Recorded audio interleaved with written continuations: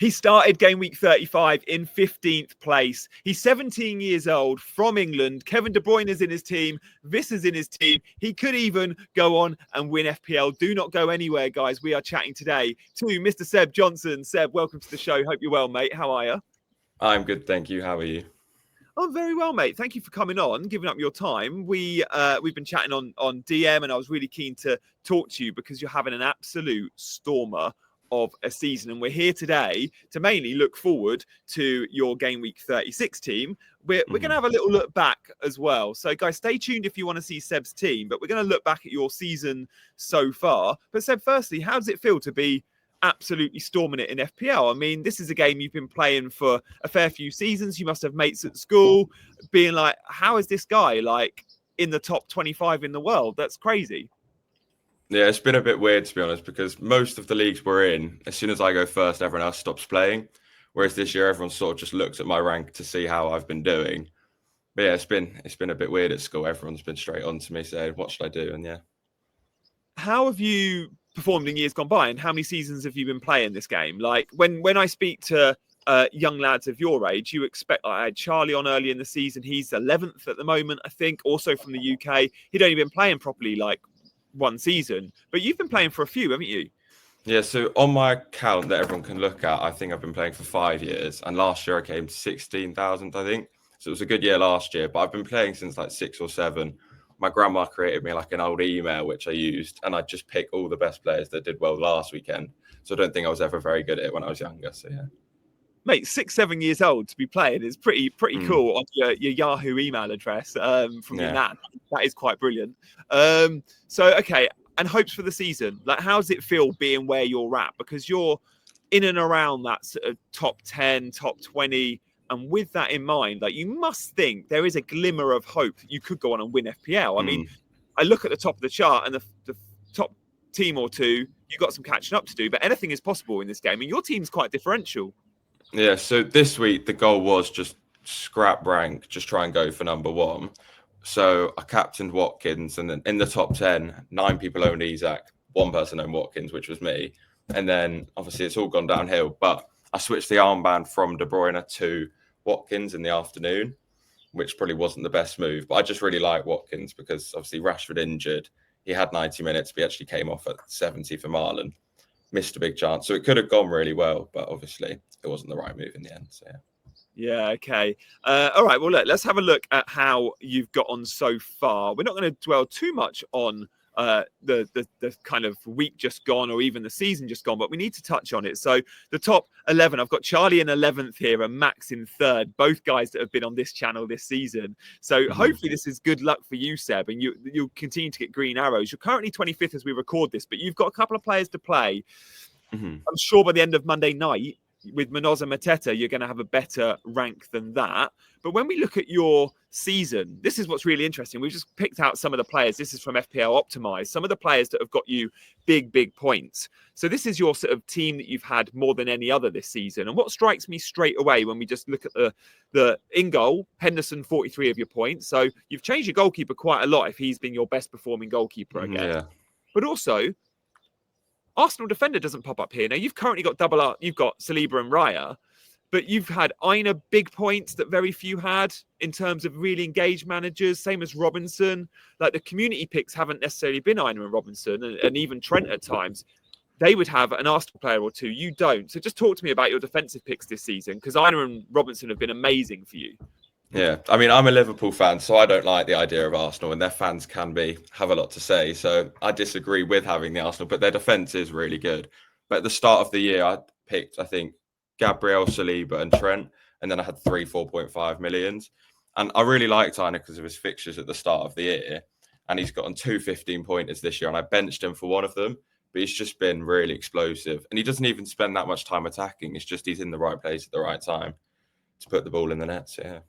Yeah, the fullbacks at Forest aren't the most advanced. It's not like old Wolves Nuno teams where it was really high and wide wing backs like Doherty at the time. So yeah, their defense has been really good, and obviously their clean sheets have just racked up slowly. But yeah, I had so much money tied up in Aina, it was sad to see him go on the wild card. So yeah. Yeah, okay, nice. Salah's been your boy mainly for captaincy. We can see you've captained Haaland 7 times, Bruno 3 times, Palmer only the once. So you didn't, and Isak only the once. So you've been pretty loyal there to Salah. And obviously you've flirted with Bruno 3 times. Did you catch a Bruno Haul at Leicester, the 17th? Yeah, I'm trying to see. I think game week 19, when he got a 17-pointer, and then I've captained him against Forest, and I can't remember the other one. But yeah, he's been really good. I feel like he is the talisman, and when Man United score, it will come through Fernandes. So yeah, but they've just not had a very good fixture run. It's just you need to jump on the bandwagon of Fernandes, because when he's got good fixtures, he will normally perform. So yeah. And how have you approached captaincy? Because you've been fairly... I mean, this week you went rogue with Watkins, but you've been fairly safe with it. When I see only once on Isak and once on Palmer even, a lot of managers would have gone maybe a few more punts in that direction. You've gone Salah a huge amount, which has clearly rewarded you. Yeah, it's been, I think at the start of the year when it was Liverpool and Man City going for the league, I was switching the armband quite a lot between the two of them. But ever since Liverpool just sort of stolen it, and Salah's always been so goal and assist driven, it's just made sense to captain him. And I think the 1 week where it was really close between Liverpool and Man City, Liverpool and Chelsea had a really good fixture on paper. And the only reason I went for Salah was because he was playing Man City and I was going to the game. So that sort of just swung me to pick him, and he did really well that week and Palmer didn't. So yeah, it's the fine little picks in the end. Yeah, okay, I like that. Mate, I just want to show you your FPL optimized sort of expected or predicted data versus your realized. So you've outperformed what the algorithms might expect you to do, which is anyone that's in the top 20 is going to have that. But we can also see your chip strategy here. So I just want to ask you about that. You wildcarded in when I say everyone, the vast majority of engaged managers that watch content had a template-ish chip strategy that has worked big time. It was a wildcard in 30. It was a bench boost in the last couple of weeks with maybe triple captain early in the season or maybe in the doubles of 32, 33. And then it was a free hit in 34. You've had big weeks in those weeks. I can tell just from seeing this chip strategy, you follow FPL content, right? You watch YouTube. You've told me some of the channels you watch, including mine, thankfully. Just tell us about your engagement and how into FPL, I guess, you've been this season. How do you play? How do you get your info? How do you make your picks? I mean, I spend a lot of time on YouTube watching a lot of what other people are doing. But I think this year I've tried to play more of my own game. Like I've done Isak to Watkins a few times, switching between the two when most people have just stuck with Isak. And Watkins has done really well in that period. But yeah, I think watching the content gets you a good idea of what everyone else is doing. But at the end of the day, you should always just stick with what you think, because then you can't get annoyed at picking what they said. So yeah. And you're quite an eye test manager, right? You play football, you referee, so you're really into taking part in football, and therefore you watch a lot of football and you make a lot of your picks based on what you see on the pitch.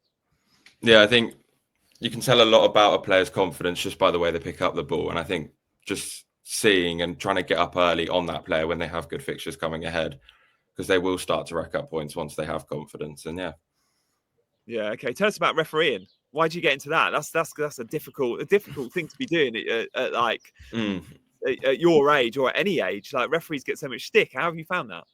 So in year 9, I think you have to do D of E at our school, and I just wanted to do a skill that I thought would be helpful. Like a lot of people did cooking, but I can't even put stuff in the microwave. So I just thought I'd do refereeing, and then I got a lot of stick when I was like 14 because you have parents no matter what age group, and then as you get older, you sort of get used to them and you know how to deal with them. So yeah, amazing. And it pays really well for anyone watching. So yeah, get involved with refereeing. Nice, I love that. Okay, sweet. Well, look, mate, stormer of a season. Let's have a little bit a look forward to where you're at. Before we see your team, though, I just want to move on to your current week because it's not the best. You were 10th in the world over the weekend. And look, for anyone that hasn't checked Seb out on Twitter, at Seb_FPL, do give him a follow for all of his rich advice. But then you had the clean sheet wipeout. We were speaking on DM during that game, and I was like, mate, half time, you'll hopefully get the clean sheet. And then Arsenal went and conceded 2. You've then had blanks from Rodgers, despite really good creativity. When he put Watkins through on goal, you must have been like, a goal for my captain, an assist for Rodgers. That would have been massive. But you've sunk. I didn't know Leno was that fast. Leno came so quickly off his line. It was just every time it was like he was trying to play against me, Leno. He really wanted that clean sheet, but obviously, yeah, Rodgers and Watkins weren't on the same wavelength this weekend. So yeah. You did, though, and you do have players playing tonight. You did have a good Friday night. So talk to me about De Bruyne. You consider captaining him. When did he come in? Was he a wildcard pick, or has he come in more recently? And how do you feel about him for the run-in? So it was game week 33. I was stuck with Foden, and obviously his minutes haven't improved, and his confidence was really low. He was a bad pick looking back. But yeah, I wanted to... definitely a YouTube pick, mate. Yeah. God, Foden. Wait, seen it now. I know you had Foden. I know who you've been watching. A lot of the YouTubers in 30 wildcard went Foden. It was a massive, massive blunder. I thought that was a really rogue decision because he hadn't been in the team. But go on, carry on. Sorry to interrupt. Carry on, De Bruyne. I had him earlier in this season, and he had a little really good patch. And I just like Foden because he can rack up his goals so quickly.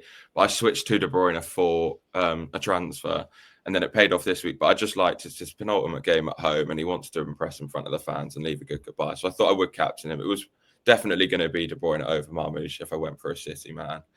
But yeah, I went for Watkins in the end just because of his ownership, and I really wanted to try and push up. Yeah, brave. I like that. Mate, De Bruyne, Southampton away. He didn't start the FA Cup semi-final against Forest at Wembley. We heard he was starting, and we were all pretty sure he'd start the home game last time out, and we should start again the next home game. I think it's Bournemouth, the last time he'll play at the Etihad. Are we certain he starts versus Southampton because Pep can be Pep? Are you? It's like, because I own De Bruyne, and I think he does start, and you could be my captain. We'll talk about captaincy in a minute, guys. Stay tuned for that. Are you confident De Bruyne starts? I mean, I'm pretty confident he won't play the FA Cup game, and obviously that's the weekend after. And I think that he'll want to play the last home game because he's obviously not part of City's future plans. Yeah. So I think that if he doesn't start against Southampton, he'll definitely make an appearance because Pep he loves him. He'll just want to shove him on the pitch. Yeah. But yeah, I'm not sure I will captain him this week, but I think he should get okay minutes. Yeah, that Bournemouth game is his last 37. His last home game. It only comes a few days between. Yes, a 3-day switch. Yeah. Bit tight maybe for both. But does he start in the FA Cup final? Maybe he does, and that really will affect our 37 thinking. So yeah, it's going to be an interesting one with De Bruyne, guys. A lot of buying him this week. I don't know if I would necessarily buy him if you got him. Yeah, possibly even captain him, but I don't know if he's a buy just because of the minutes moving forward are a bit uncertain, possibly. And with Haaland's back as well, which just adds extra confusion. So yeah. Definitely does. Guys, we're going to see Seb's team in just a second for game week 36 and his transfer plans. But before we do that, shout out to OneFootball, who sponsor today's show. We were talking before we came on, and I was delighted. I said, Seb, do you use OneFootball? Yeah, of course I do. Like, it feels like most football fans are on OneFootball. If you want your football news, for me, it's the best football app. If you want live scores, team news, fixtures, all of that, it's the home of football for me. I'm on it day and night. So every time I talk to the younger generation, I realise that you're on your mobiles even more than I am. And my wife always has a go at me. I'm on it all the time. But you're consuming football news through your mobile now, right? And OneFootball gives you the video clips, the news. For an FPL resource in terms of press conferences or video clips, football apps are clearly where you're getting loads of your info from. Guys, link in the description, so do check that out. Let's move on to Seb's team then. This is what we've been waiting for, mate. Game week 36. 3 weeks left to make a big run at the top of the league. You've got a few sort of different combinations. I feel like most around you don't have triple Man City. Most around you certainly don't have double Villa attack. What's your thinking with this team? Who are the players, when we look at this 11 or 15, who are the ones you think you could be selling in the next couple of weeks? You do have 2 free transfers and 2.2 million in the bank. I mean, definitely, if Haaland comes back and gets a start, I think Marmoush may have to go because there's just some really good picks with a lot to play for. But I think Sarr was a horrid pick. I just don't like starting him, but I don't have the funds to go up to the likes of Palmer. So I think the forward line is where I want to make a few switches. But yeah, I definitely won't be starting double Arsenal defence this week, that's for sure. Yes, of course, with Liverpool for Arsenal. You do have Konza and you do have Livramento who are options for you. So yeah, okay, well let's talk about some of those cool attacking options that you've looked at then. Guys, if you haven't already hit that like and subscribe button, do. Also let us know if you've got a question for Seb in the comments. I'll get back to all the questions as well. But yeah, do drop a like and subscribe to the channel. Attacking players that could move on. if you're looking to buy a forward, and before we look at the forwards, who would be the first sell? You mentioned Marmoush there. If Haaland comes back, there's every chance in 37 and 38 we see Haaland and Marmoush playing together. We shouldn't necessarily look at Haaland coming back and go, that means Marmoush won't play. Before Haaland got injured, I think Marmoush played all but one of those Premier League games since he joined the club alongside Haaland. So is it just a case of Haaland coming back means Marmoush is less of a central figure? You're worried about his points and his goal threat? Or is it just because you don't really want to sell a Watkins or a Mateta? Or would you consider selling a Mateta? Well, obviously, Marmoush got a hat-trick when Haaland was playing, so he doesn't become a worse option. I just think he becomes less of the target man. And obviously, Mateta's got the cup final in mind, and what's their manager called? Yeah, Glasner, yeah. Glasner, yeah. So Glasner doesn't mind rotating. Like, he dropped them all against Arsenal. So I think, Mateta or Marmoush, it's just depending on money if I need the funds. Yeah, okay. And this week, when we look at potential options, then we'll come back to captaincy and benching dilemmas in a second. When we look at potential options, there is one forward that is pulling up trees, and he's still got very modest ownership. I am shocked that Johan Wissa is like, 15-ish% owned. In the last 4 game weeks, a 9, an 11, a 7, and a 7. I call them big chance Brentford. They create big chances like no other team, like in terms of ratio, their chances to big chances, and he's an elite finisher. I spoke to a Brentford coach 3 years ago, and I asked him about just some of the players.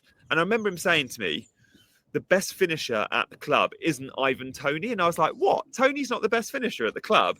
At the time, Toney was, everyone was talking about him 3 years ago. So no, Johan Wissa, trust me, Johan Wissa is the best finisher. I'm delighted to see Wissa now getting a run in the team. Now Tony's left. The fixtures are there. Ipswich, Fulham and Wolves.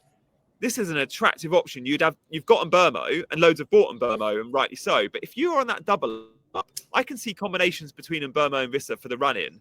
It's a big swing if you own them both. I mean, I've yet to own him this season, but with only 3 weeks to go, I love attacking the players with the penalties. But with only 3 weeks to go, there's nothing stopping him from not needing penalties, and the fixtures are really good. And Brentford are pushing for, I think, the top 10 finishes where he'll want to end.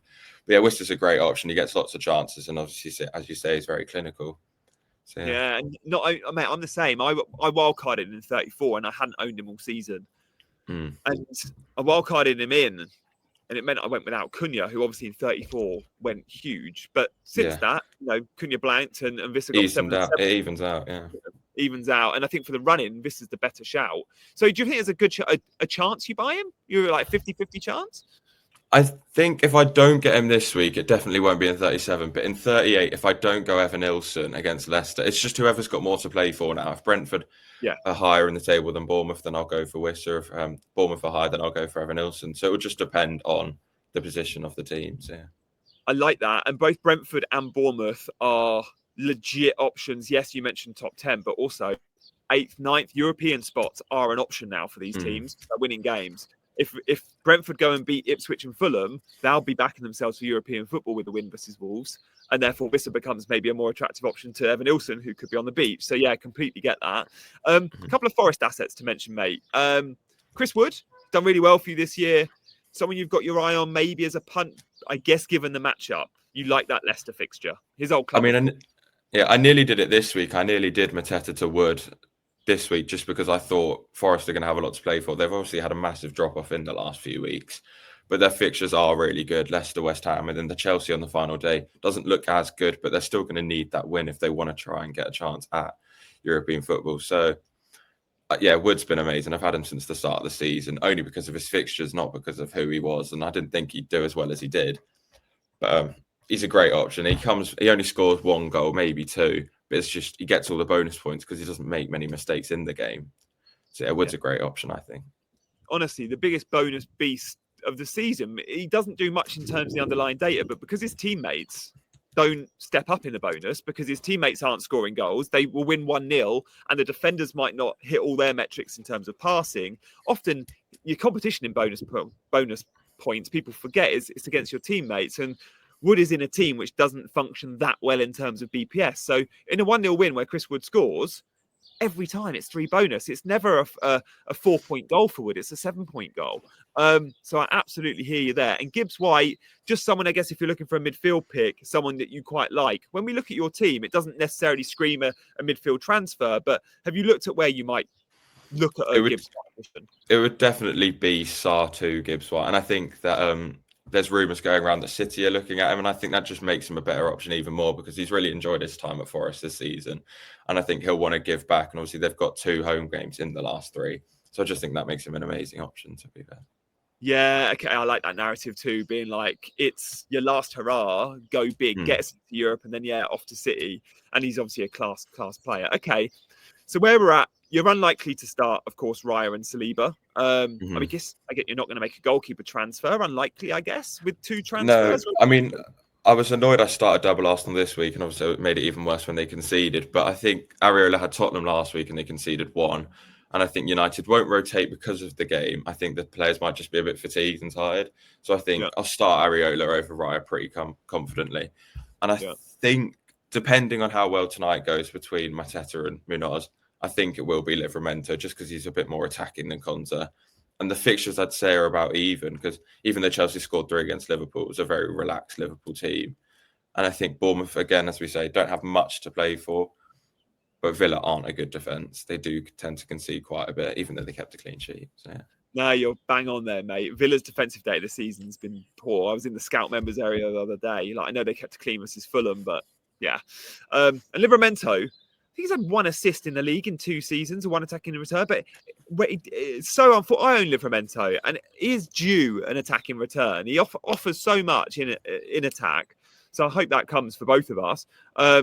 Despite being a Chelsea fan. I'd like Chelsea to win the game, of course. What about captaincy? Where are you at? Because Mbeumo a good option, De Bruyne a good option, even Watkins could go back for more. Like, is it a 2-way split, a 3-way split? Where are you at? Is Salah an option at home? Well, I was just about to say, I think Salah is an option. He looked so frustrated yesterday when Darwin didn't convert his chance, and he really does want the records. He's so hungry. I think it all depends on rank, like trying to predict what the number 1 was going to do. Like, I thought he would captain Mbeumo, which is why I didn't want to bring him in this week. I just didn't like starting Salah. So I think it can't be Salah. It's so boring. It probably will be De Bruyne because Mbeumo's obviously had an assist and he blanked the game week before. But yeah, I think De Bruyne has a lot to play for. But if obviously we get leaks, he won't start, or there's like rumours he might start on the bench. I think it will either be Salah. I think Salah, yeah, lot to play, not a lot to play for, just for his records in terms of personal achievement. So, yeah. So Salah De Bruyne is going to go down to the wire for you. I can tell as a Liverpool fan, part of you is like, oh, he could go big. He wants that record. But then obviously De Bruyne, if you hear De Bruyne is starting, and I'm guessing you're a pretty engaged manager that gets things like team leaks and sees that stuff. Man City is worth noting, guys. They're in the 3:00 kickoffs. There is no 12:30 kickoff this week. There is every chance with a minute to go to the deadline, an FPL main road or a lazy FPL. If you're not following those accounts on Twitter, check them out. They are leaking, and they have leaked successfully. De Bruyne starts with a minute to go to the deadline. They did it in game week 35. There's every chance we get a leak in game week 36 around Man City. Could be about Erling Haaland starting. Who knows? But City, we get leaks for. If you hear De Bruyne is starting, where are you at? Because I went into the game week 35 and I tweeted this. If I hear De Bruyne starts in game week 35, I'll captain him. If I don't hear he starts, I probably won't. I may have gone Mbeumo or Marmoush. I'm not sure. And I went De Bruyne because I got the leak. Are you in the same sort of position? Is it leak dependent? I mean, mentally, I just don't like picking the first player of the game week, which is just a terrible thing to have. But De Bruyne is the first game, and he obviously can explode, but I think he might just get road. I don't know. We just have to wait, as you say. I'll make the decision last minute. If he starts, then there's a bigger call for him. But obviously, if he's on the bench, even Watkins, I feel like he owes me one now after blanking this weekend. He always misses so many chances, but at least he gets them. But I think with Rashford being out, it benefits him for minutes, but he almost becomes a bit more relaxed because he knows that he's not got anyone chasing or coming off the bench for him. So yeah, we will see. Yeah, okay, I like that. You rightly should be keeping your cards close to your chest. I know a lot of the other managers in and around that sort of top 10, top 20 will be doing exactly the same. I love the fact that you're also looking at all their teams. You're very aware of what the world number 1 is doing. You're proper you're proper going for this, aren't you? I mean, I've spent way too much time, but I think I know what all of them are going to do. I could tell them, but they all follow me and stuff. And extra, I've got to be careful what I tweet because I don't want to lie to everyone when I'm helping out. Like when I help them with their teams, obviously I'm telling them what they should do. But with my team, I always have to throw in a few curveballs and just hope that. But yeah. Yeah, no, I get that. We've had Max and Charlie on this channel doing the same. Like, rather than say, I am doing 100% this week, they'll go, I might do that and I might do that. These are the two captaincy options I like. And yes, they will go and captain one of those two players, or they will bring I've listed 5 today. So yeah, it might be one of the 5. Yeah, well played. And you've got money in the bank and free transfers. Just talk to me about rolling transfers, because that's been a real asset for you and your squad this year. And as a tactic, we saw the rules change in FPL. This was the first season we've been able to roll more than 2 transfers and roll through chips. Now, you've used that to good effect, probably better than the vast majority of managers. Just talk to us about that, because you could even roll your transfer this week and have 3 going into the last 2 rounds. I mean, I've just absolutely loved the ability to roll it and then have the freedom of just being able to move the half the team around really easily. So I've just rolled most weeks and just hope that my team can outscore the people that they bring in. I've not even taken a hit this season, which is a very good position to be in. So Wow. not taking a hit's really, because your rank depends on how many transfers you've made. So if you're on the same rank as someone, but you've made less transfers. So I've just really liked that ability to look at everyone else and they've all taken hits above me. And I've got an extra transfer over everyone. So just having if it comes down to the final day and I can take a 1 week punt on Evan Nilsson and Cliver, it just gives me that extra chance of a big score. Mate, I love that you've gone that detailed with it. You're an absolute pro and a proper engaged manager. You're right. And I bet at the end of the season, by having fewer transfers, you'll probably at least 1 spot higher based on that. I've taken far too many hits this year. I don't like doing it. So yeah, mate, absolutely well played. I will be following you with a very close eye for the run-in, and I hope to have you back on. Maybe ahead of Game Week 38, we can have that chat. You were 10th in the world. I'm sure you can get back to that. You were slightly better. What was your highest rank mid-game week this season? Was it 7th? Yeah, it was 7th, and then obviously Arsenal decided to just give up in the game and put their heads in Paris. So yeah, we will see. Hopefully, Mateta and Munoz can score a few points and put me back inside the top 20. But yeah, 36. Nice. Mate, we'll be rooting for you. If you haven't already followed Seb, do check him out. It's at Seb_FPL. If you haven't already hit that like and subscribe button, show your support to the video by doing that. Seb, any final thoughts or words from you? I mean, I always say everyone watches lots of content. Like if you're on this video, then you're probably watching for FPL. But I think you should always try and make your own decision at the end, because you can only be annoyed at yourself then. And if they do really well, it'll just taste even better. So follow all the content to make sure you know everything that's going on, but try and make your own decision if you can. Mate, that is the words of an absolute pro. I couldn't have put it better myself. So thank you for that awesome summary. Good luck for the rest of the season, and we'll see you on this channel, I hope, very soon. Take care, mate. Bye-bye.